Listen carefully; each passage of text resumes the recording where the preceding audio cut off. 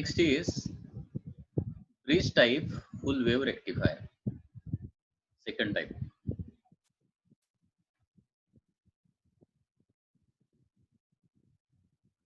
Bridge type full wave rectifier. The construction of bridge type full wave rectifier is like this.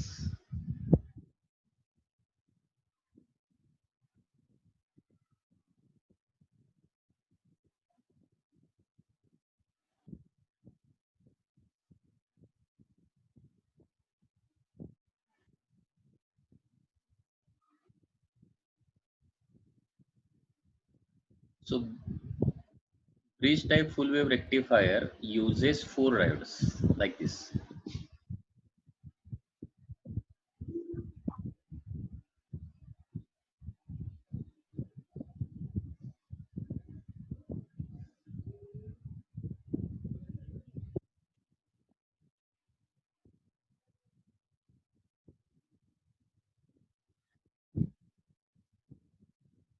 So this is a bridge. Okay, याला bridge असं म्हटलं जातं. 4 diodes bridge आहे लक्षात घ्या, and therefore this is called as bridge type rectifier. It consists of 4 diodes, D1, D2, D3 and D4. Now load resistance is connected here.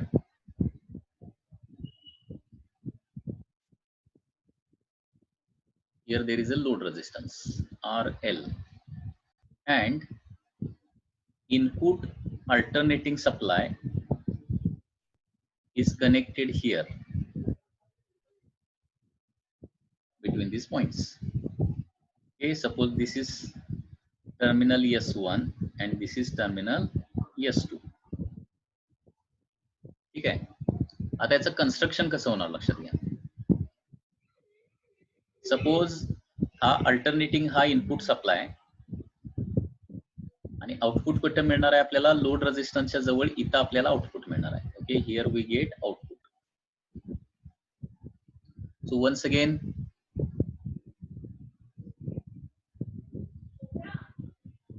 इथं काय होणार बघा, when S1 is positive and S2 is negative असल्यावर काय होणार, when S1 is positive and S2 is negative. S1 positive आणि S2 negative असेल तर मला सांगा कुठले डायोड फॉरवर्ड होणार नाही, कुठले रिव्हर्स बायस होणार, जरा सांगता येते का बघा. आन्सर द्या मला. S1 पॉझिटिव्ह S2 निगेटिव्ह असेल तर D1 D2 D3 D4 मध्ये कुठले फॉरवर्ड होणार, कुठले रिव्हर्स बायस होणार.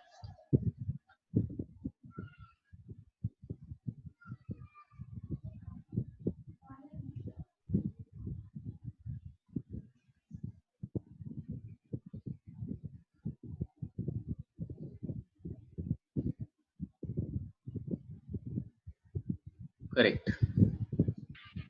हा D1 आणि D3 जे आहेत ते काय होणार आहेत, फॉरवर्ड बायस होणार. Okay, when S1 positive and S2 जर निगेटिव्ह असेल तर काय होणार आहे, D1 and D3 are forward bias and D2 and D4 are reverse bias. ठीक आहे. आता D2 D4 रिव्हर्स बायस म्हणजे या पाथनं करंट अजिबात फ्लो होणार नाही, म्हणजे D2 आणि D4च्या पाथनं करंट फ्लो होणार नाही. करंट कुठल्या पाथनं होणार, D1 आणि D3च्या पाथनं. म्हणजे करंट कसा फ्लो होणार बघा, करंट पॉझिटिव्ह टर्मिनल म्हणजे S1 पासून येणार. ओके, करंट जो आहे तो S1 पासून इकडे येणार आहे, त्याच्यानंतर D1 मधून पास होणार, हा D2 मधून जाऊ शकत नाही कारण का D2 रिव्हर्स बायस आहे. मग काय होणार आहे, तो लोड रेझिस्टन्स मधून खाली येणार. D3 देखील फॉरवर्ड बायस आहे आणि therefore it flows to S2 like this. So या पाथनं करंट हा असा फ्लो होणार आहे. लक्षात येते का, S1 पॉझिटिव्ह S2 निगेटिव्ह असेल, S1 through D1 then through load resistance through D3 to S2. D2 आणि D4 रिव्हर्स बायस असल्यामुळे त्या पाथनं करंट अजिबात फ्लो होऊ शकणार नाही. म्हणजे करंट कसा फ्लो होतोय लक्षात घ्या. Current flows from A to B. Current flows from A to B through load resistance. Load resistance मधून A टू B म्हणजे डाऊनवर्ड डायरेक्शन करंट फ्लो होतोय. ठीक आहे. आता नेक्स्ट पार्ट बघूया. सपोज आता S2 काय S1 काय असेल निगेटिव्ह झाला नाही सेकंड हाफ मध्ये आणि S2 काय झालं पॉझिटिव्ह झालं. तर आता फॉरवर्ड रिव्हर्स कोण होणार सांगा. S1 पॉझिटिव्ह S2 निगेटिव्ह असेल तर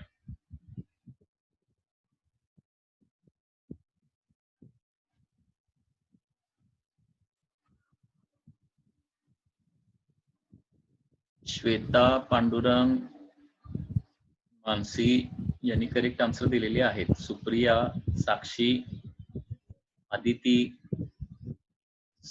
संध्या, राजनंदिनी पाटील, श्वेता, निर्मिती, पांडुरंग, नियती, सृष्टी, प्रज्ञा, सई, श्रावणी यांचे आन्सर करेक्ट आहेत. ठीक आहे. म्हणजे आता काय होणार D2 फॉरवर्ड म्हणजे कधी जर S1 आता काय झालं निगेटिव्ह झालं आणि S2 जर काय झालं पॉझिटिव्ह झालं, S2 पॉझिटिव्ह झालं तर D2 and D4 are forward bias and positive is connected to the P side and negative is connected to the N side.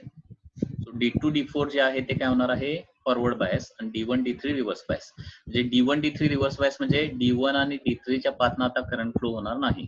आता करंट कसा फ्लो होणार बघा. फ्रॉम पॉझिटिव्ह म्हणजे S2 जे आहे ते पॉझिटिव्ह तिथून निघणार इथे येणार. आता फॉरवर्ड कोण आहे D2 फॉरवर्ड आहे ना त्याच्यामुळे D2 मधून जाणार. D1 मधून पुढे जाऊ शकणार नाही कारण D1 आता रिव्हर्स बायस आहे. मग त्याला करंट कसा फ्लो होणार लोड रेझिस्टन्स मधून खाली जाणार आणि D4 फॉरवर्ड म्हणजे तिथून कुठे जाणार S1 कडे जाणार. म्हणजे करंट असा फ्लो होणार. आता करंट बघा लोड रेझिस्टन्स मधून कसा फ्लो होतोय पुन्हा एकदा downward. Okay. So S1 negative S2 positive असेल तर काय होणार आता D2 and D4 are forward biased and D1 D3 are reverse bias and therefore current flows कसा फ्लो होतोय current flows from A to B. once again. आता बघा म्हणजे S1 S2 च्या पोलॅरिटी प्लस मायनस जरी झाल्या तरी लोड रेझिस्टन्स मधून फ्लो होणारा करंट जो आहे तो continuously A to B flow होतोय. ओके. म्हणजे जसं डीसी सप्लाय जर लोड रेझिस्टन्सला जोडला असता ओके हाय व्होल्टेज याला जोडलं लो व्होल्टेज बी ला जोडलं डीसी सप्लायचं तर current always flows from A to B ना. म्हणजे अशा प्रकारे इनपुट जरी अल्टरनेटिंग असलं तरी लोड रेझिस्टन्स मधून फ्लो होणारा करंट काय असणार आहे कंटिन्युअसली A टू B म्हणजे डीसी प्रमाणे फ्लो होणार. म्हणजे अशा प्रकारे एसीचं डीसी मध्ये इथं कन्व्हर्जन होत आहे and current always flows from A to B. हे लक्षात आलं का बघा. डायग्राम तिथं दिलेलं आहे. डायग्राम मधून लक्षात येईल तुम्हाला. ब्ल्यू लाईन जी आहे ती S2 पॉझिटिव्ह S1 निगेटिव्ह आणि रेड लाईन जी आहे ती S1 पॉझिटिव्ह S2 निगेटिव्ह.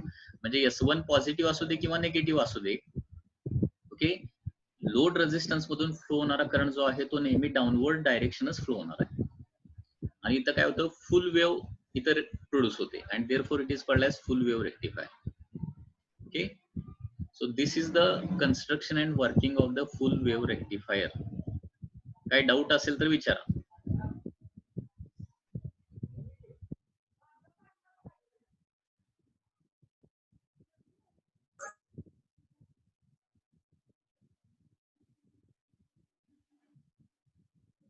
दीपमाला करेक्ट. राजेश सेजल तुम्हाला काही डाऊट असले तर विचारा.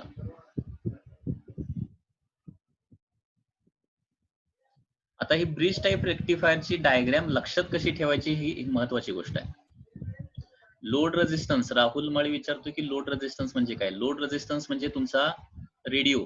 म्हणजे लक्षात घ्या रेडिओ जो आहे तो डायरेक्ट एसी सप्लायला जोडलेला नसतो तर त्याच्या आतमध्ये असं काय असतो, सुरुवातीला एसी सप्लायला अगोदर असा ब्रिज टाईप रेक्टिफायर जोडलेला असणार आणि त्या ब्रिज टाईप रेक्टिफायर मधून आलेलं आउटपुट हे कुठे जोडलेलं असणार आहे, तुमचा रेडिओ, टीव्ही किंवा जे काही इलेक्ट्रॉनिक गॅजेट असेल त्याला तिथे जोडलेलं असणार. कारण एसी सप्लायवर इलेक्ट्रॉनिक इक्विपमेंट वर्क होत नाहीत. ओके, एसी सप्लायवर इलेक्ट्रॉनिक इक्विपमेंट वर्क होत नाही, त्यांना डीसी सप्लायच लागतो. आणि आपल्या घरी येणारा जो सप्लाय आहे तो कुठला आहे, एसी सप्लाय. ओके, तो अगोदर एसीचं डीसी मध्ये म्हणजे एका डायरेक्शन फ्लो होणार करंट आपल्याला करावं लागणार आहे. Okay,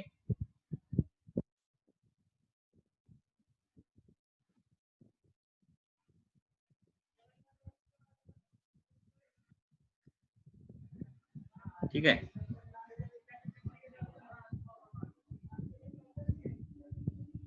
So this is the construction and working of centered bridge type full wave rectifier. आता आणखी एक महत्वाची गोष्ट, सेंट्रल ब्रिज टाईप रेक्टिफायर जे आहे त्याची डायग्राम कशी लक्षात ठेवायची. तर डायग्राम कशी लक्षात ठेवायची, शॉर्ट मध्ये लक्षात ठेवा, कारण ही डायग्राम मध्ये कन्फ्युजन होतंय. फक्त डायग्राम वर काही क्वेश्चन आलेले आहेत एक्झामला, नीट एक्झामला. ठीक आहे, बघा हा असा एक क्वाड्रिलॅटरल असणार आहे आणि डायग्राम मध्ये लक्षात घ्या काय करायचं आहे ड्रॉ करत असताना. हे बघा, हा डायोड आहे, पी साइड एन साइड. इथली पण डायग्राम काढताना काय करायचं, या पद्धतीने काढायचं. ओके, म्हणजे एन साइड म्हणजे अप्पर कॉर्नरला काय आले पाहिजेत, या दोन्ही डायोडच्या एन साइड आले पाहिजेत. आणि लोअर कॉर्नरला काय आले पाहिजेत, दोन्ही डायोडच्या पी साइड आले पाहिजेत.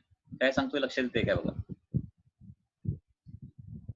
अप्पर कॉर्नर जो आहे त्या ठिकाणी हा जो D1 आणि फॉर एक्झाम्पल D2 आहे, दोन्हीच्या एन साइडच आल्या पाहिजेत. आणि लोअर कॉर्नरला काय आलं पाहिजे, हा जो D3 आणि D4 डायोड आहे याच्या काय आले पाहिजेत, पी साइड आल्या पाहिजेत. आणि लोड रेझिस्टन्स कुठे जोडायचा, लोड रेझिस्टन्स असा जर जोडला तर ते सर्किट वर्क होणार नाही. Okay, it does not work. Load resistance कुठे जोडावा लागेल तुम्हाला, तर दोन्ही एन साइड एकत्र जिथं आहेत आणि दोन्ही पी साइड एकत्र जिथं आहेत त्या दोन पॉइंटच्या दरम्यानच तुम्हाला लोड रेझिस्टन्स जोडावा लागेल. आणि इनपुट एसी सप्लाय जो आहे तो राहिलेल्या दोन कॉर्नर मध्ये जोडावा लागणार. हे एसी सप्लायचं सिम्बॉल आहे, लक्षात घ्या. तर या पद्धतीने ही डायग्राम लक्षात ठेवायची आहे. डायग्राम लक्षात राहते काय बघा, ही इम्पॉर्टंट गोष्ट आहे. ओके, लोड रेझिस्टन्स कुठं जोडायचा आणि इनपुट एसी सप्लाय कुठं जोडायचा. तो लोड रेझिस्टन्स कुठं जोडायचा आहे, तर एन साइड जिथे एकत्र जोडलेले आहेत आणि पी साइड D3 आणि D4 च्या पी साइड जिथे एकत्र जोडलेले आहेत त्या दोन पॉइंट मध्येच लोड रेझिस्टन्स जोडायचा आहे. ओके, आणि राहिलेल्या अपोजिट कॉर्नर मध्ये काय जोडायचं आहे, एसी इनपुट सप्लाय जोडायचा आहे. हे जर उलट जोडलं तर डायोड म्हणजे हा ब्रिज टाईप रेक्टिफायर वर्क होणार नाही. ओके, ही एक हिंट आहे, ही व्यवस्थित लक्षात ठेवा. ओके, सो लोड रेझिस्टन्स कुठे जोडायचा आहे, एन जिथे एकत्र येते आणि पी जिथे एकत्र येते त्या दोन टर्मिनलच्या मध्ये लोड रेझिस्टन्स जोडायचा आणि राहिलेल्या दोन टर्मिनल मध्ये इनपुट एसी सप्लाय जोडायचा आहे. ही एक त्याच्यामध्ये हिंट आहे. ओके, तर आजचं लेक्चर या पद्धतीने आपण एंड करतोय. उद्या सेम टाइमला आपण भेटू. ओके, ह्या जी मीटिंग्स रेकॉर्डिंग जे आहे ती मी तुम्हाला युट्यूबला पाठवतोय. ओके, युट्यूब वर तुम्ही बघू शकताय. शेअर करतो दुपारी किंवा दुपारनंतर हे मी तुम्हाला शेअर करेन. Okay, good day.